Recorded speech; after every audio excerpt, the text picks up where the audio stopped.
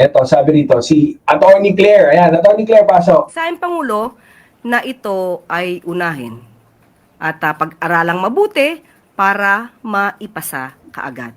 Malinaw ang mensahe ng Pangulo. Tuloy. Una po, ito ay Congress at Executive na priority bills. Alam po natin yan at nagbigay na po ng mensahe ng Pangulo na ito ay unahin at pag-aralang mabuti para maipasa kaagad.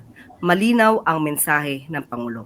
At malinaw din naman po ang sinasabi ng konstitusyon kung kailan lamang po, kailan kailangan mag-certify as urgent ng bill ang Pangulo. Ito ay kung may tinatawag ng public calamity or emergency. Kita mo? Kayo kasi ang dami nyo naggagaling-galingan dyan eh. Tapos mababatas pa naman. Itong si Chel Jokno, imbis na magkampi-kampi tayo, feeling nyo, ano pa eh. Feeling nyo kasi mas magaling pa kayo eh. Ang dami pa rin nasasabi, no? Alam nyo si Chel Jokno, si Congressman Laila De Lima, si Congressman Chel Jokno. Ano daw eh? Ano lang yung anong sabi niya ba kay Karen Davila? Pero isa rin to si Karen Davila, isa rin sulsul na ano eh. No? Ang dami nyo kasing kupal talaga eh. Itong si Karen Davila, kung makasulsol, anak ng taping mo. Nung in-interview si Chel Jokno naman, dun sa sulsol, dun na siya nag-react, hindi man lang kino-confirm kung talagang sinabi ba nga ng Pangulo yun. Ito no, ina-actionan nung pagkasabi pa lang na i-prioritize, ayan na. Yung kay BAM. So, naaayon naman po sa konstitusyon ang ginagawa ng Pangulo. Hindi naman ibig pong sabihin na hindi sinertify as urgent ang isang bill, ay hindi na po sincero ang Pangulo. Kaya po, binigyan niya ng mensahe, malinaw, priority bills po ang 4 na legislative measures. And, what motivated the President, ma'am, to finally push for the swift passage of these bills? Naging factor po ba somehow yung galit ng publiko sa... Hindi mo rin kasi kontrolado eh kung ano yung mga itatanong ng mga reporter eh, no? Kahit ayaw mo yung mga ganung tanong. Saan po ba? Sa tingin niyo po ba, ma'am, napilitan po ang mahal na Pangulo? Hindi ba pwedeng magaling lang yung Pangulo, gano'n, naisip niya kagad? Hindi. Talagang para sa kanila, napilitan dahil nga... Anyways, patapusin natin. Tapos simulan ulit natin kasi maganda yung mga sinabi ni Attorney Claire. Sa mga politiko, sa corruption sa gobyerno. Yung 4 na bills sa pinag-uusapan natin. Unang-una po, naiiba na po yung political landscape. Nakikita natin na mayroong mga umaabuso na politiko, may nagpapaikot ng batas. Public demands a fairer system. Ang nais ng Pangulo, mas lumakas ang kapangyarihan ng taumbayan at hindi nang iilama pang abusong politiko. Nais ng Pangulo na ang taumbayan ay makapamili ng liderato ng naaayon sa merito at hindi sa apelido. Ang una po ito. Kita nyo? Palakpakan. Mali na tayo napipindan. Hindi. Yun nga, no? So, sana naman talaga, yung ibang, lalo na yung mga, I do believe that the yellows, the pinks, they recognize that we will not be able to defeat Sara Duterte kung hindi tayo magkakaisa. Pero kung kunyari, bago mag-28, magwatak-watak na tayo dahil sa medyo kakulitan nyo, kayo bahala. Wala naman na kami no? Hindi, pero yun nga eh, yun ang maling eh. Yung bahala kayo dyan, bahala kayo dito, bahala kami dito. No, maganda sana, magkaisa tayo. Kung konting tiwala lang ba dun sa Pangulo. Ayan naman yung action na eh. Di ba? Yung mga bill na pinapasa nyo, kagaya ni Congressman Laila De Lima, yung ICI, yung pagpapalakas ng ICI, di ba? Okay na eh, sinang-ayunan na. Ayun na, pinaprioritize na, pero talagang may masasabi pa rin kayo eh. Eh, iyan, no, sinabi kung bakit kailangan i-certified na urgent. Si Kiko Pangilinan, isa rin. Oh. Tanga-tanga din eh.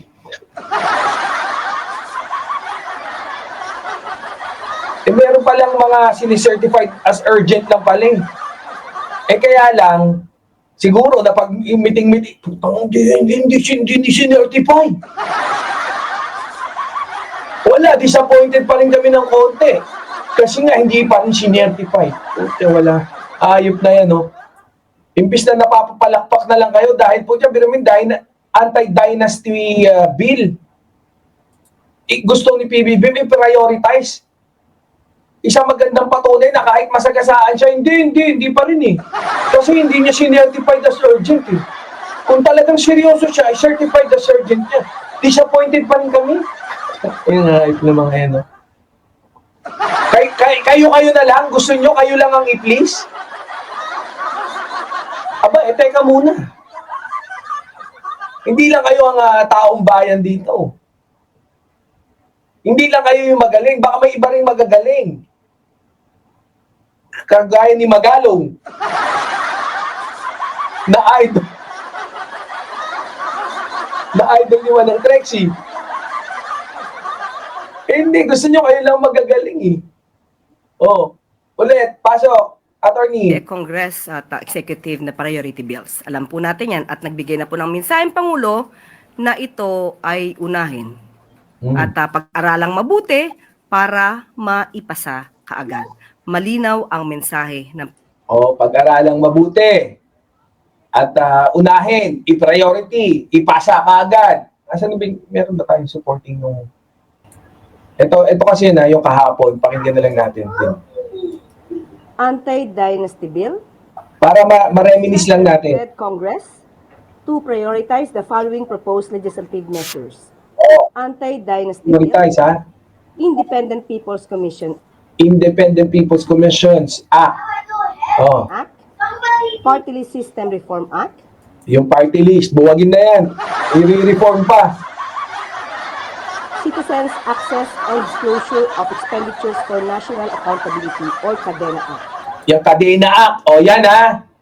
4. Yung sabi, unahin nyo yan, bilisan nyo yan. Sabi ni PBBM. To institutionalize transparency and accountability on public finance. In a LEDAC meeting this morning, the President also instructed both houses to take a closer look at the 4 bills and prioritize the passage as soon as possible. Present during the LEDAC were Senate President Vicente Soto III, House Speaker Faustino D. III, and Majority Leader Sandro Marcos and other congressional leaders. The LEDAC also agreed on the timeliness, or rather timelines, for the passage of the 4 yan ha. 4. Yung pinapaprioritize. Pero, ang gaganda niyan, lahat yan pabor sa ating mga Pilipino. Di ba?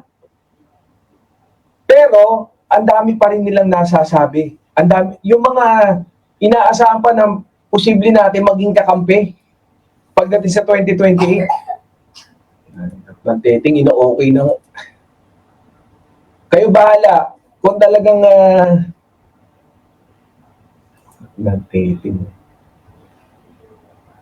Kasi ang ganda eh. Ngayon nakakatuwa kasi inano na eh.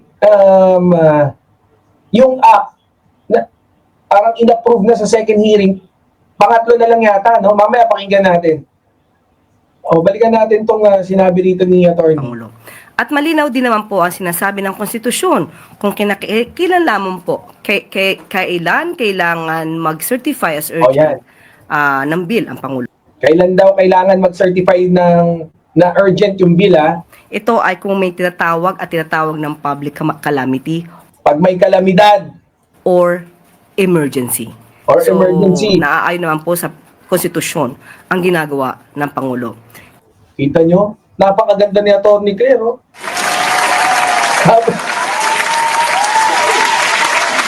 napakaganda ng ibinalita, wala kayo, ang reaction nyo, disappointed pa rin kayo?